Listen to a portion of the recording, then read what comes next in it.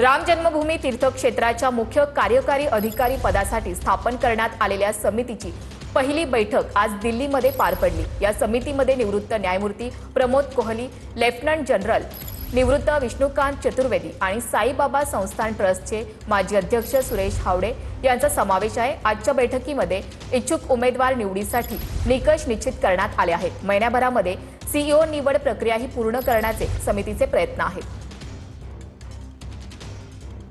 लवकरात लवकर ही प्रक्रिया पूर्ण करावी आणि या दृष्टीने आजपासूनच अर्ज मागवले जाणार आहेत।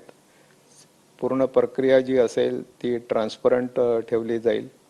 मंदिराच्या वेबसाईटवर एक नोटिफिकेशन जाहीर केलं जाईल आणि त्या नोटिफिकेशनमध्ये त्याची पात्रता, त्याच्याकडून असलेले अपेक्षा ह्या सगळ्या तिथे जाहीर केल्या जातील आणि त्यानुसार अर्ज जे येतील त्या अर्जाची छाननी होईल। 11 तारखेपासून तर 18 तारखेपर्यंत असा 8 दिवसाचा अवधी त्याला दिला जाणार आहे आणि कोणी याला अप्लाय करू शकतो।